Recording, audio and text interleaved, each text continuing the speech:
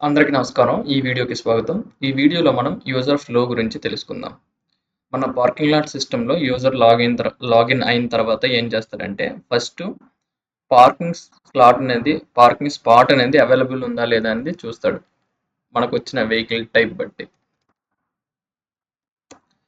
So, మనకి user అనేవాడు first login అయిన తర్వాత పార్కింగ్ స్పాట్ అవైలబుల్ ఉందా లేదా అని చూస్తాడు. ఒకవేళ అవైలబుల్ ఉంటే గనక వెహికల్‌ని రిజిస్టర్ చేస్తాడు. ఒకవేళ అవైలబుల్ లేదు అనుకుంటే మనకేంటంటే, మనకి పార్కింగ్ స్పాట్ అవైలబుల్ లేదు అనే ఎర్రర్‌ని త్రో చేస్తాడు.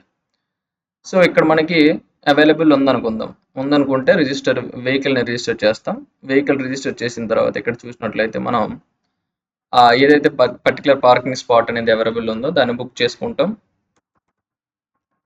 ఓకేనా? డేటాబేస్‌లో అది is occupied is equal to true చేసి మనం ఆ పార్కింగ్ స్పాట్‌ని బుక్ చేసుకుంటాం. అదేవిధంగా యూజర్ టికెట్‌ని మనకి ఇష్యూ చేస్తాడు. ఓకేనా? ఇది ఒక ఫ్లో. అయితే మరి కస్టమర్ అనేవాడు పార్క్ చేసుకున్నాడు, మాల్‌కి వెళ్ళాడు, సినిమా, షాపింగ్ ఏదో ఒకటి చేశాడు, మళ్ళీ రిటర్న్ వచ్చాడు. రిటర్న్ వచ్చిన తర్వాత మనం ఏం చేయాలి? మళ్ళీ యూజర్ లాగిన్ అయ్యి ఓకేనా టికెట్ తాలూకు డీటెయిల్స్ తీసుకుంటాడు. అదేవిధంగా మనకి డేటాబేస్ నుంచి ఫీ కాన్ఫిగరేషన్ డీటెయిల్స్ ఏవైతే ఉన్నాయో అవి తీసుకుంటాడు. ఈ రెండింటిని తీసుకొని ఫేర్ ఎంతైతే అయ్యిందో క్యాలిక్యులేట్ చేస్తాడు. లెట్ సపోజ్ మనం ఒక 3 అవర్స్ ఉన్నాం అనుకోండి. ఓకే, ఆ వర్క్కి మనకి 2 రూపీస్ పడినా 6 రూపీస్, బేస్ ఫేర్ 5 రూపీస్, మొత్తం 11. అలా మనకి క్యాలిక్యులేషన్ అనేది చేస్తాడు. క్యాలిక్యులేట్ చేసిన తర్వాత ఇన్వాయిస్ అనేది ఇస్తాడు. ఇన్వాయిస్ ఇచ్చిన తర్వాత యూజర్ పే చేసినట్లయితే మళ్ళీ ఏం చేయాలంటే ఆ స్పాట్ ఏదైతే ఉంటుందో దాన్ని డేటాబేస్లో మళ్ళీ ఫ్రీ చేస్తాం. ఇది కంప్లీట్ యూజర్ ఫ్లో అనమాట. So thank you for listening.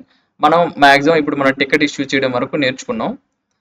Next వీడియోలో మనం ఏం చేద్దామంటే ఇన్వాయిస్ని ఎలా ఎగ్జిక్యూట్ చేస్తాడు, ఓకేనా, ఈ టికెట్ డీటెయిల్స్ని కాన్ఫిగరేషన్స్ని ఎలా తెచ్చుకుంటాడు, ఎలా ఫేర్ని క్యాలిక్యులేట్ చేస్తాడు, ఓకేనా, ఈ ఫ్లో ఏదైతే ఉందో ఈ ఫ్లోని మనం చూడబోతున్నాం.